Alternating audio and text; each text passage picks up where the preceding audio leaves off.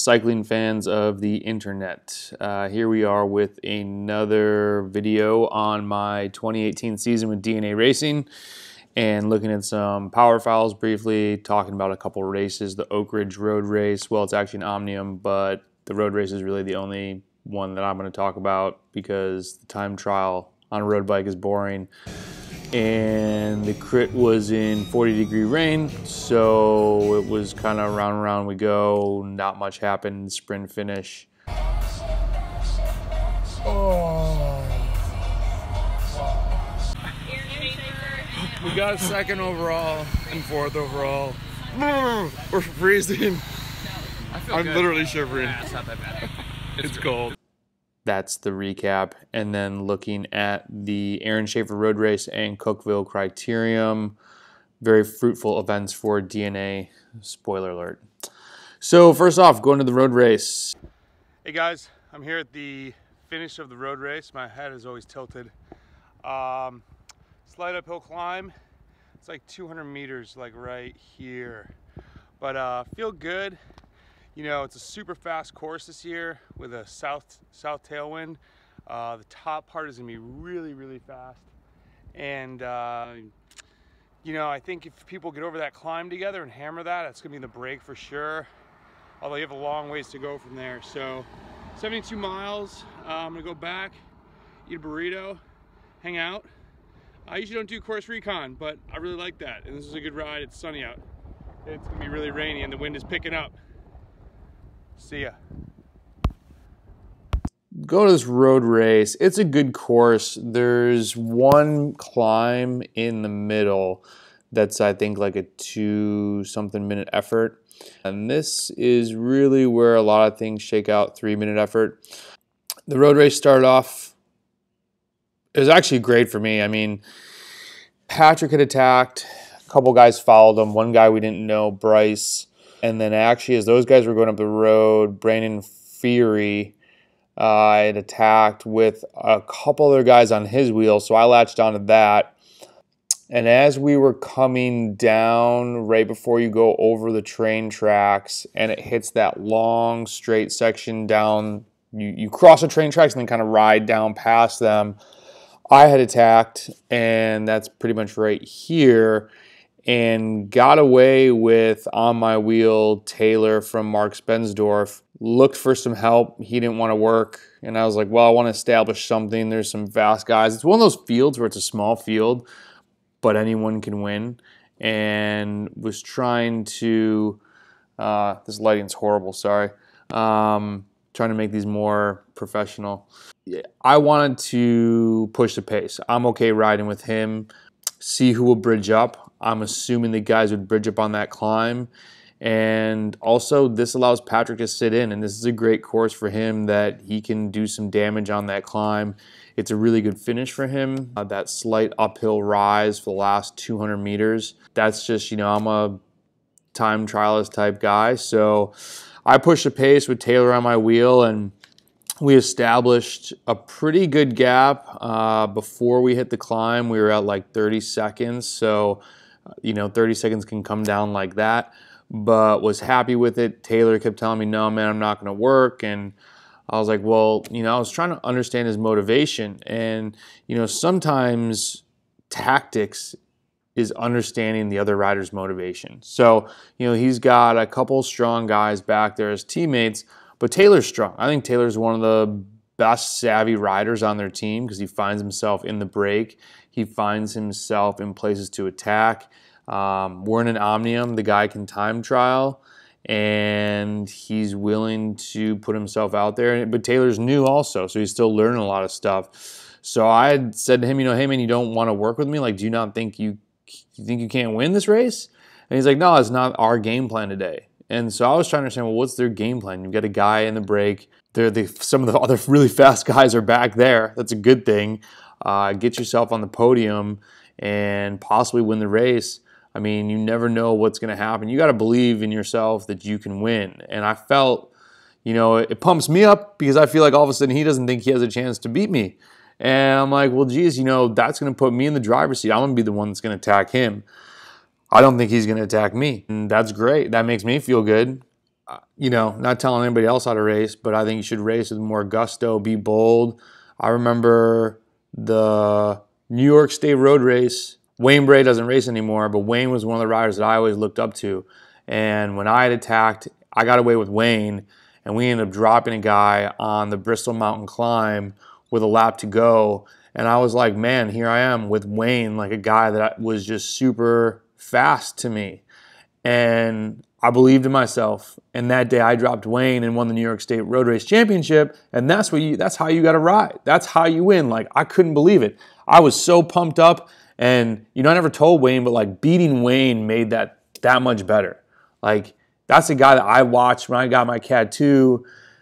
And we were in a race. I remember he was on the front drilling it for his teammates. And I think I got either dropped. I got dropped at some point during that race.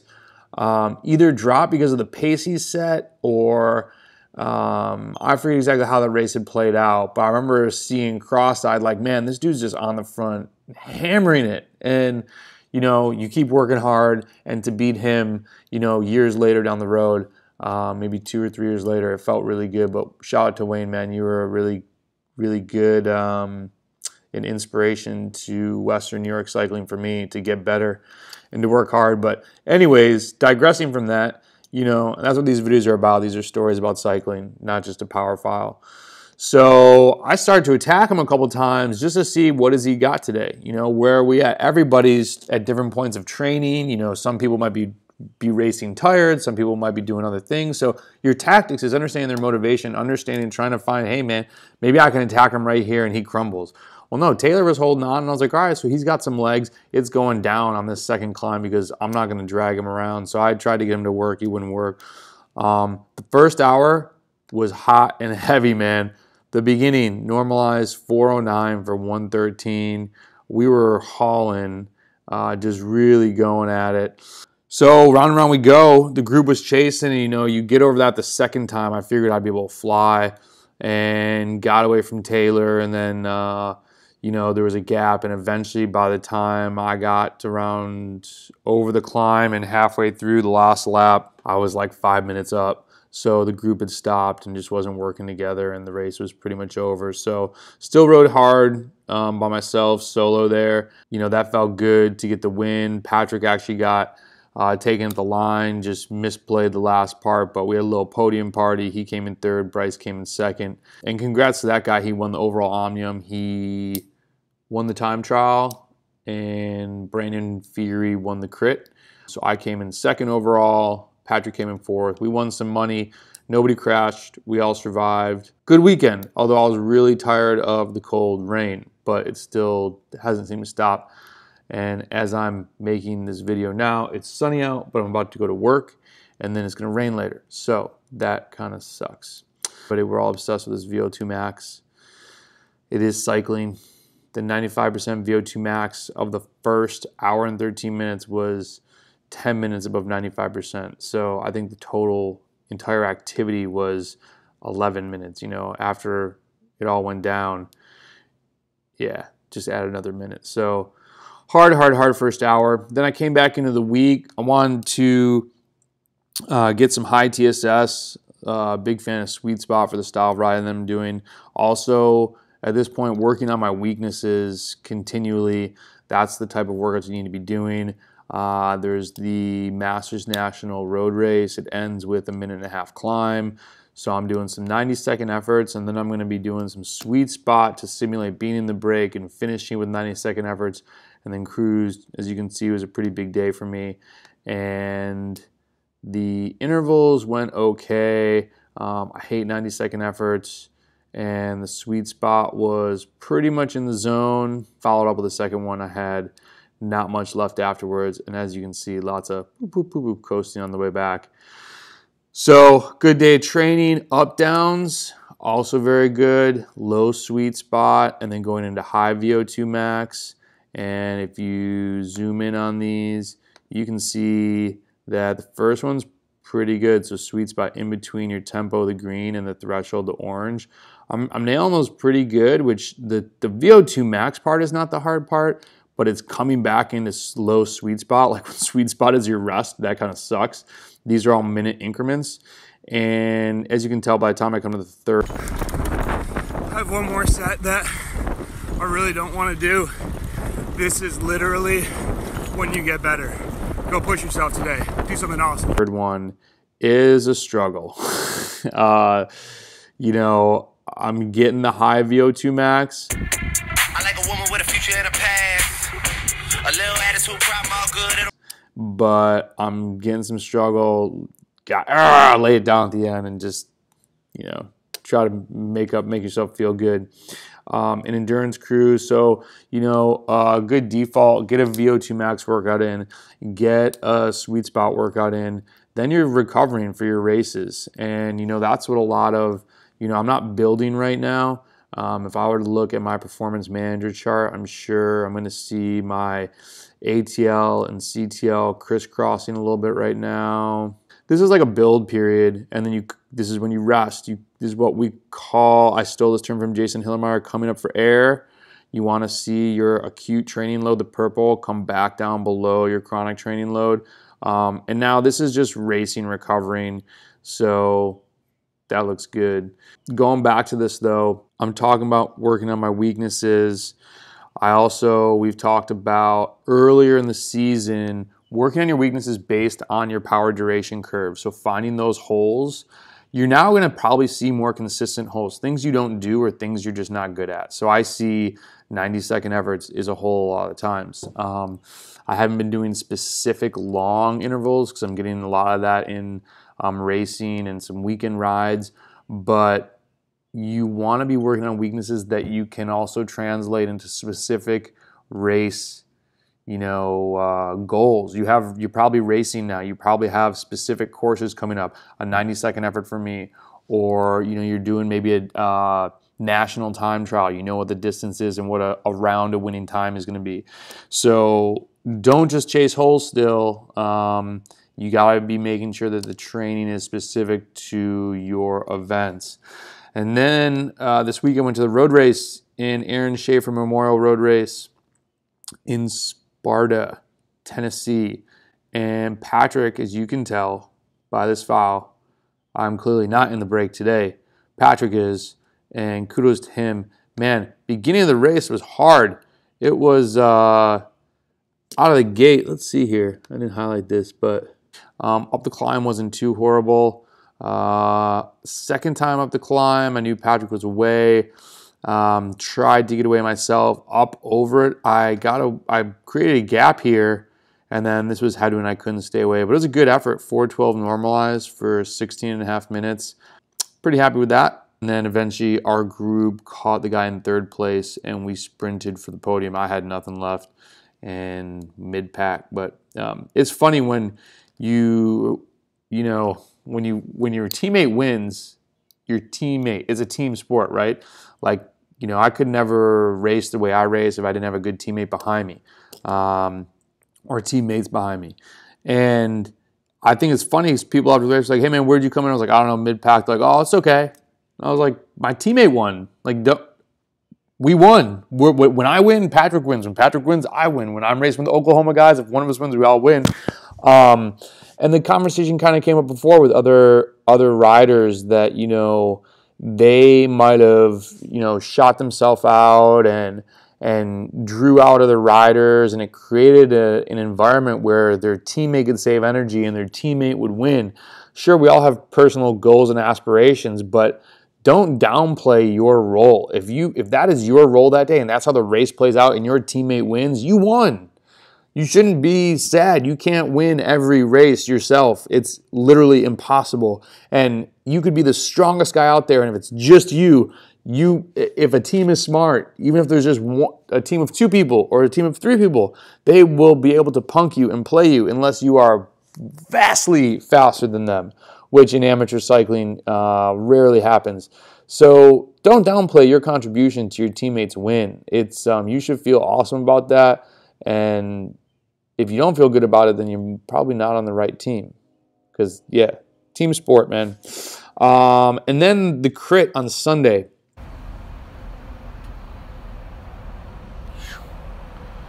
There's a crit today, so of course it's raining again. It was wet, in a crit when it's wet, you know, there's going to be crashes. It's a course that's fast and sweepy. And so I told Patrick, man, you know what? Our #1 goal is the first 10 minutes. We just got to crush it, hammer it. And we just railed it up that backside climb, kept it fast on the downhill portion, and around we go, 1 minute and 10-second laps, I think it was. It worked. Rainy, this time we won! In third place, podium party. Eventually the rubber band snapped. I got away. Patrick was able to take third, so another podium party, and love hosting those little parties. It was good. It was, you know, there's not much to recap on it. It's a great course for me. It's not super technical, but technical enough where you could gain a second here, a second there, and it was probably a 13-second gap for a while. Once I got out of sight, I wasn't really out of sight because the course looped back on itself. I'd say probably halfway through, it finally got to 20 seconds. There was a crash in the group, and I got 5 seconds from that. Excuse me, and then moved on. So, good race, and that race for amateur cycling had money. Remember we had that cool hobby when we'd win pottery and get paid? Dollar bills, yo. We're gonna eat a bunch of ramen now. Bye. Won $1,000, so I made a joke video on Instagram, like, man, and they gave out these awesome mugs, right? That were hand thrown mugs. I used to do this pottery class, so I can really appreciate a nice solid mug because I can't make those. Going tall in pottery is very, very hard to do.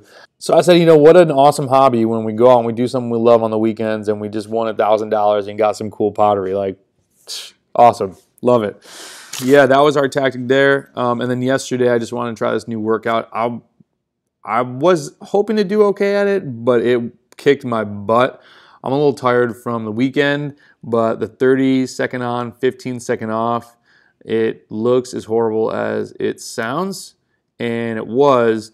The interesting thing, I was too tired because when you look at this, my relative VO2 max for that was nothing. So I'm going to have to try this again 2 minutes. I'm going to have to try this again when I'm fresher and see if I can get all these initial blue portions above the 95%. Otherwise, it's, you know, 90% is good. The guy who talks about this a lot, he's a big proponent of 90% plus, but we'll see. So, you know, overall, I'm happy with how the season's been going. I've had some good Palmares, collaborative coaching, ccg.bike, Jason Brazel, Patrick Wally, and myself. We will make you fast, and we'll do it faster than other coaches can. My offer still stands. If you want me to take a look at your data, then I will do that for free, and happy to give you some recommendations, whether you have a coach or without a coach, and hopefully my insights will make you want to make me your coach. I would love to make you faster, hit your goals. This is my own personal site. And so, yeah, this was a good weekend. 1, 2, 3, got the 6th win of the year and 9 podiums. So, looking forward to a weekend in Arkansas. Looking forward to going back to Oklahoma, but not yet. Arkansas, we're going to hit up the Northwest Arkansas Road Race. And the name of the circuit race is the Fayetteville Grand Prix, presented by City Title Cycling Team. So looking forward to get out there and mix it up with the DNA boys. Thank you to my sponsors, Science and Sport. Check them out, scienceandsport.com. Check out the DNARacing.bike. Garneau. Elevated legs, the best recovery. I love sitting in those things. And if you use the code BHSqueeze, you get another 10% off the awesome sale they have going on in Sportique. And I'm sorry for the pen waving. That can be a critique for the video. And let me know how I can make these better, what you guys want to see, and we'll go from there. Appreciate you.